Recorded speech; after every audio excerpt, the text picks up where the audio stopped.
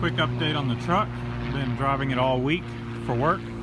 AC's out in my wife's Toyota Sienna, and so until it went out last weekend, so I ordered all the parts and they should be here today. I've started the tear down on it, so since hers was out, AC was out and it's been like 100 degrees here, I left her with the Suburban and I drove the truck.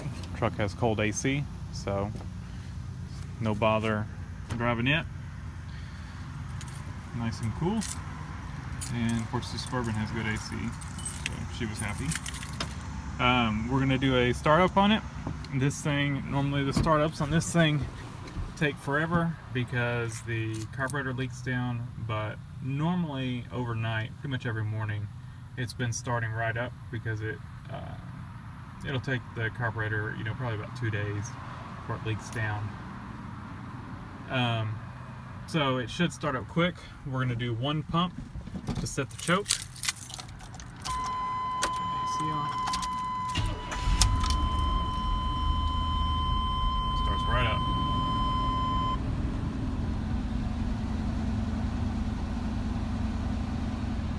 Running smoothly. And it has worked flawlessly this week. No issues. Put about 300 miles on it. Update on this radio. I'm gonna have to send it back. And I'm not too impressed with the quality on it. So here's what we've got, and I can show you better.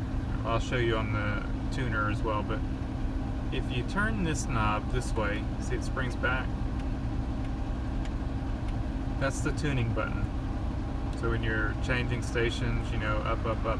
When you go to go down, it has broke. The spring has broken it. See? It does not spring back. It still works. It gets stuck tuning, so you have to you manually have to turn it. So this side springs back. This side, it gets stuck. No spring to it. So we'll go back to band.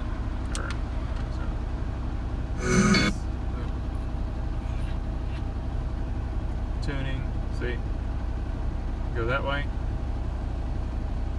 and it just tunes forever. So a little irritated about that. We're gonna have to send it back. I mean, it's doable. I think it's still under warranty. If it's got a 1-year warranty, it's still in warranty. It's less than a year old, so if not, we will have to, I guess, live with it. But kind of disappointed in that. Sound quality's decent on it. It's not the best.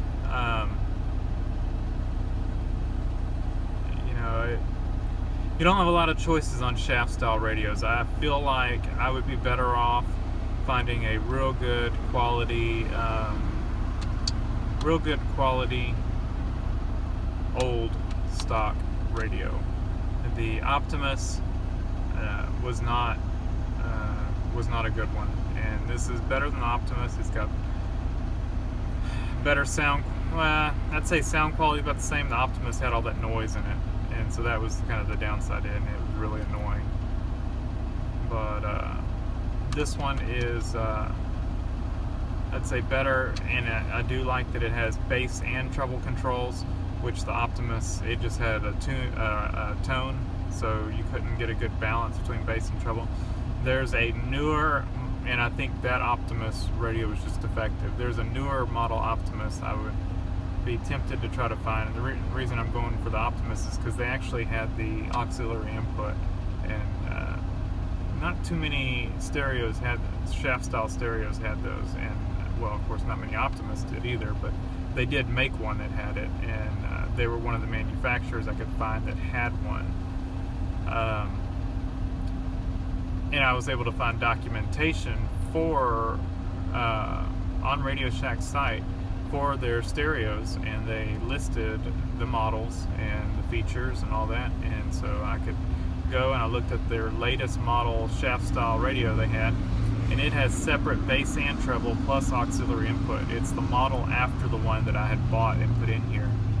And if I could find that one, I would buy it. That other one, the noise and stuff, may have some bad capacitors in it. It was a new old stock, and so it's just been sitting in the box. And I don't know if maybe one that had been used and had power to it would fare a little better. But we could always recap one. But I did not like that one had separate bass and treble. You could just not get a good balance. You either had bass or you had treble. I want to be able to adjust both. I want bass and treble, and I just couldn't get it with that one. So this one's doable. The other option I could do with this one would be to put an equalizer and amp hooked up to it, but I don't know. I feel like the power output on this thing is just not what it should be. You just don't get that great of sound quality, and I think it's just not pushing enough wattage to the speakers. I don't remember what it pushes, but it's probably inflated on what it actually puts out. So anyway,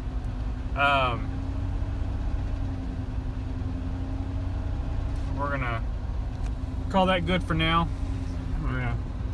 We got it warmed up for a little bit, and got the AC on now, and we are gonna run some errands. So thanks for watching.